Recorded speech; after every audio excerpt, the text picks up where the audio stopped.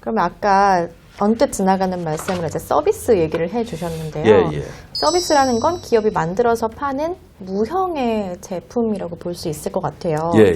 이 제품으로서의 서비스는 어떤 특징이 있을까요?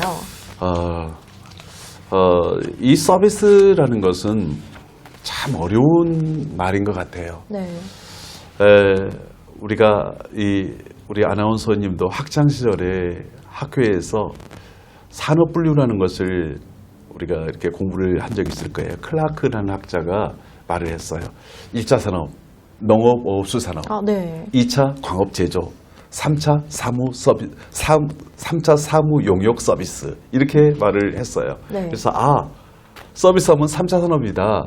그렇게 이야기를 많이 했었죠. 네네. 근데 요즘에는 5차 산업까지도 이야기를 해요. 네, 4차 산업은 정보, 통신, 교육, 금융 이런 것까지를 말하는 거고요. 네.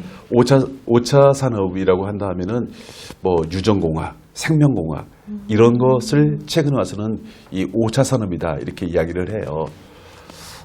그런데 사실상 그렇게 분류하는 것은 맞는데 학문적으로 분류는 그렇게 하는데 막상 우리가 서비스가 뭡니까? 라고 정의를 내려보세요.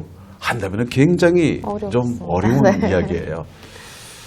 제가 작년에도 국내 대학의 석사과정에서 제가 강의를 했어요. MBA 과정에서 서비스 경영을 강의했어요. 제가 첫 시간에 학생들에게 질문을 했어요. 여러분 서비스가 뭡니까? 했더니 네, 학생들은 많은 이야기를 하대요. 내가 하기 싫은 정신적, 육체적 노동을 그 어느 누군가가 대신해 주는 거. 이게 서비스입니다. 틀린 말은 아니죠. 근데 좀 군대 갔다 오고 좀 나이가 좀 있는 학생이 그러대요. 서비스요? 술집에 가서 술을 먹다가 안주가 떨어졌어요. 이봐 웨이터, 여기 서비스 안주 없나? 이때 말하는 서비스는 가격을 부과하지 않고 공짜로 제공하는 거. 뭐 주부들도 마찬가지죠. 시장에 가서 물건을 샀는데 단골인데 덤으로 한 개 더 안 돼요? 서비스 한 개 더 주면 안 돼요? 이런 거. 우리 한국 사람들은 이 서비스라는 개념을 공짜라는 개념으로 많이 이렇게 네. 사용하기도 해요. 그러네요. 근데 서비스가 물론 그 안에 부가 서비스라는 개념에서 포함될 수는 있지만 서비스가 공짜는 아니죠. 그렇죠. 어쩌면은 칼 알브레이트라는 이 학자의 서비스 개념이 저는 가장 요즘 시대를 잘 반영하는 개념이 아닐까라는 생각이 들어요. 뭐라고 정리해요? 칼 알브레이트는 우리나라에도 보이지 않는 고객, 역피라미드 조직, 서비스 품질 관리해서 4권의 책이 번역이 돼서 나와 있어요. 근데 칼 알브레이트는 서비스는 고객의 이익을 위하여 내가 한 일, 이걸 서비스라고 정의해요. 네. 근데 여기서 말하는 이익이라는 것은 편익을 말하는 거예요. 네. 뒤에서 제가 이제 말을 하겠지만 베네핏을 말하는 거예요. 좀 어렵죠. 네. 고객의 이익을 위하여 내가 한 일이 서비스야. 이 말을 좀 더 쉽게 설명한다고 한다면은 서비스는 고객의 필요를 충족시켜 주는 거. 이게 서비스다. 이렇게 볼 수가 있어요. 근데 이제 제품과 서비스의 차이는 뭐냐 하면은 참 어려워요. 제품은 일단 눈에 보여.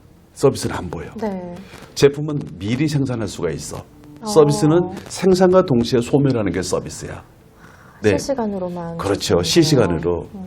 또 서비스는 어떤 하나의 그 고객의 니즈나 그런 기대 수준을 하나의 스펙으로 해서 미리 그것을 표준화시킬 수가 있어. 대량 생산이 가능해. 그런데 이 서비스라는 것은 그게 불가능해요. 왜냐하면은 백인백색이란 말 있잖아요. 네. 서비스라는 것은 사람마다 특히 전부 다 원하는 거기에 게 대한 다르죠. 기대가 다 다르다 보니까 네. 그것을 표준화시킨다는 게 매우 어렵다는 이야기죠. 그렇기 때문에 오히려 품질 관리를 한다고 한다면은 제조 품질이 훨씬 더 쉬워요. 제조 품질이라는 것은 어떤 기준을 만들어 놓고 설정된 그 표준 수준을 잘 지킬 수 있도록 우리가 이 생산 관리를 잘 하면 되는 일이지만, 그러나 여러분, 서비스는 내 마음에 맞는 사람만 서비스를 받을 수가 없는 입장이잖아요. 전부 다 다르죠. 그러다 보니까 서비스를 제공하는 사람들이 스트레스도 많이 받게 되고 그런 것이죠. 그러면 서비스를 받았는데 마음에 안 들어 한다. 네. 이럴 때는 뭐 반품을 할 수도 없고 그렇죠. 어떻게 사과를 해야 되는 게 제일 좋은 그렇죠. 방법인가요? 네, 고객의 컴플레인이 발생되면은 이제 거기에 대응할 수 있는 방법이 가장 첫 번째 할 수 있는 게 진심 어린 사과겠죠. 아, 네. 아, 미안합니다. 사과하는 게, 그걸 자꾸 변명하거나 아니면은 뭐 우리가 이렇게 원래 이래요, 뭐 이렇게. 예, 그렇게 하거나 하게 되면은 네, 서비스를 이용하는 사람 입장에서 볼 더 화가 날 맞아요, 수밖에 맞아요. 없죠. 예. 예, 먼저 사과를 하고 그리고 우리가 해줄 수 있는 조치를 우리가 설명을 해야 되겠죠. 예를 들어서 환불, 아니면 교환, 아니면은 우리가 그것을 수정하거나 수리해 준다. 뭐 어느 것을 초이스하시겠습니까? 해서 고객이 원하는 것을 해주는 것이 진정한, 저는 이 서비스 정신이라고 생각하고, 그게 AS가 아닐까라는 생각을 해봅니다. 지금 AS 얘기를 해주셨는데 네. 애프터 서비스 말고 이제는 비포 서비스의 시대다라는 말도 있더라고요. 이 비포 서비스라는 게 뭔가요? 아, 네. 참 좋은 질문입니다. 네, 서비스는 크게 시점별로 본다면은 비포 서비스. 그래서 우리가 BS란 말을 써요. 그 다음에 OS란 말을 써요. OS는 온 서비스. 온 서비스는 현재 진행 서비스를 말해요. AS, 애프터 서비스를 말해요. 서비스를 제공한 후에 다음 서비스를 AS라고 하는데, 하자가 생겼을 때 우리가 대응 서비스라고 볼 수가 있죠. 많은 사람들은, 특히 우리 한국 사람들이 AS가 좋으면은 모든 것이 좋은 거다, 이렇게 AS를 중요시 여기는 경우가 참 많아요. 네네. 그런데 실제로는 AS보다 더 중요한 게 BS입니다. BS가 더 중요해요. 이유는 왜 그러냐면은, 처음 들어봤거든요. 네. 예를 들어서 우리가 공산품으로 따져봅시다. 예를 들어서 자동차 회사에서 자동차를 AS를 잘해주는 것보다도 어쩜 BS가 더 중요해요. BS라는 것은 사전에 고객들이 어떤 자동차를 원하고 어떤 디자인, 또 어떠한 사양의 자동차를 좋아하는지, 고객의 요구가 뭔지, 또 새로운 트렌드가 뭔지, 이런 것들을 분석을 해서 그것을 개발 단계에 우리가 반영하는 거, 그대로 설계해 주는 거. 그래서 고객들의 또 특히 뭐 디자인 아니면 네이밍, 그 자동차 이름 같은 것들을 잘 반영해서 만들어 주는 거. 이게 이제 BS예요. 비포 서비스예요. 자, 그 다음 단계는 이제 설계가 끝났어요. 예, 그러면은 설계대로 공장에서 생산하는 게 OS예요. 하자가 없도록, 불량이 없도록, 또 납기를 지켜서 생산하는 거. 이게 OS야. 자, 이렇게 해서 판매가 이루어졌어요. 근데 판매가 이루어졌는데, 내가 타보니까 그 자동차 하자가 생겼어. 그랬을 때 수리 서비스를 제공하거나 아니면은 뭐 자동차를 교환해 주거나 환불해 주거나 네. 이런 것을 AS라고 그래요. 근데 한번 아나운서님 한번 생각해 봐요. 나는 자동차를 AS를 잘해주는 차를 좋아합니까? 처음부터 하자가 없는 차를 더 좋아하겠습니까? 처음부터 없는 게. 그렇죠. 당연하죠. 내가 AS를 받으러 가기 위해서 시간 소모되고요. 또 굉장히 정신적인 스트레스 받고 그렇지 않습니까? 차라리 AS가 처음부터 없는 게 낫죠. 그렇죠? 또 서비스 조직이나 기업도 마찬가지예요. 우리가 AS를 해주려고 한다면은 일단은 돈이 들어가요. 네, 시간적으로도 돈이 들어가고 소비가 발생되고 또 인력이 들어가야 되고 네. 또 비용이 들어가야 되잖아요. 이런 것들을 우리가 통틀어 고객 요구 브릿지 비용이라고 그래요. 고객 요구에 브릿지되는 일로 인해서 발생되는 손실 비용이라고 볼 수가 있죠. 네. 그렇다면 기업의 입장에서 본다면 AS를 많이 해주는 기업이 좋은 게 아니라 AS를 안 해준 기업이 사실은 좋은 거고요. 그렇죠. 비용을 아낄 수 네. 있으니까요. 예, 또 기업의 입장에서 볼 때도 불필요한 비용이 안 나가기 때문에 가급적이면은 AS를 없애려고 노력을 해야 되겠죠. 그러면은 처음부터 이 비포 서비스를 잘해야 되고요. 네. 두 번째는 공장에서 애시당초부터 분량을 내지 말아야 되겠죠. 만들어야 되죠. 하자를 내지 말아야 되겠죠. 네. 예. 어떤 기업이 이런 기업이 있어요. 제품을 엉망으로 해도 AS만 잘해주면 되는 거 아니냐? 이렇게 말하는 기업이 있어. 그건 굉장히 잘못된 생각이죠. 네. 네. 그럼 저는 안 살 것 같아요. 그렇죠. 그러니까 그렇기 때문에 BS가 더 중요한 거죠. 아, 예. BS가 예, 중요하다라는 그렇습니다. 말씀을 해주셨고, 아까 베네핏 얘기를 해주셨는데요. 기업이 이렇게 제대로 고객에게 제대로 된 베네핏을 주기 위해서는 어떻게 하는 게 좋을까요? 네, 이 베네핏이라는 것이 편익이라고 아까 이야기했었으니까 고객이 생각하는 이 베네핏은 크게 네 가지 베네핏이 있어요. 네, 하나가 첫 번째가 가장 핵심적인 게 코어 베네핏이에요. 어떤 제품이 갖고 있는 본질이죠. 본질적인 게 코어 베네핏이야. 네, 차별화 베네핏은 본질 말고 내가 이 제품이나 서비스가 다른데 경쟁사하고 비교가 되고 있는 그 부분을 말하는 거예요. 이게 우리만의 특징.